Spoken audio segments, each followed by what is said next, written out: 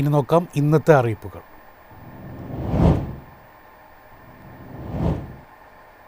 വാഹനങ്ങളുടെ fitness test fees കുത്തനെ ഉയർത്തി ഗതാഗത മന്ത്രാലയം. 10 ഇരട്ടി വരെയാണ് ഫീസിൽ വർധനവ് വരുത്തിയിരിക്കുന്നത്. കാലപ്പഴക്കമുള്ള വാഹനങ്ങൾ റോഡിൽ നിന്നും ഒഴിവാക്കുക എന്ന ലക്ഷ്യത്തിലാണ് നീക്കം. വാഹനങ്ങളുടെ കാലപ്പഴക്കത്തെ അടിസ്ഥാനപ്പെടുത്തി 3 തരങ്ങളായി തിരിച്ചാണ് ഫീസ് ഉയർത്തിയിരിക്കുന്നത്. 10 മുതൽ 15 വർഷം, 15 മുതൽ 20 വർഷം, 20 വർഷത്തിലേറെ പഴക്കമുള്ള വാഹനങ്ങൾ എന്നിങ്ങനെയാണ് 3 കാറ്റഗറികൾ.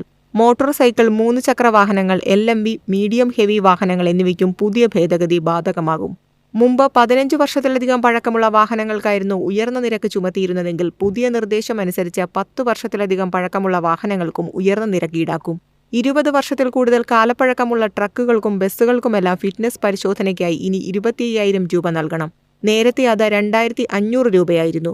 ലൈറ്റ് മോട്ടോർ വാഹനങ്ങൾ ഇനി 15,000 രൂപയും ഇരുചക്ര വാഹനങ്ങൾക്ക് 2,000 രൂപയുമാണ് നൽകേണ്ടത്. നേരത്തെ 600 രൂപയായിരുന്നു. മുച്ചക്ര വാഹനങ്ങൾക്ക് 7,000 രൂപയും നൽകണം. 15 വർഷത്തിന് താഴെയുള്ള വാഹനങ്ങൾക്കും പുതുക്കിയ നിരക്ക് ബാധകമാണ്. മോട്ടോർ സൈക്കിളിന് 400 രൂപ, ലൈറ്റ് മോട്ടോർ വാഹനങ്ങൾക്ക് 600 രൂപ, ഹെവി വാണിജ്യ വാഹനങ്ങൾക്ക് 1,000 രൂപ എന്നിങ്ങനെ നൽകണമെന്നാണ് വിവരം. News desk MyFin TV. സാമൂഹിക സുരക്ഷാ ക്ഷേമനിധി പെൻഷൻ ഗുണഭോക്താക്കൾക്കുള്ള 2ാമത്തെ മാസത്തെ പെൻഷൻ വിതരണം തുടങ്ങി. 3,600 രൂപയാണ് ഇത്തവണ ഒരാളുടെ കൈകളിലെത്തുന്നത്. നേരത്തെ ഉണ്ടായിരുന്ന കുടിശ്ശികയുടെ അവസാന ഗഡുവായ 1,600 രൂപയും നവംബറിൽ 2,000 രൂപയാണ് വിതരണം ചെയ്യുക. ഇതോടെ പെൻഷൻ കുടിശ്ശിക പൂർണ്ണമായും തീർത്തു. ഇതിനായി 1,864 കോടി രൂപ ഒക്ടോബറിൽ 31-ന് ധനവകുപ്പ് അനുവദിച്ചിരുന്നു.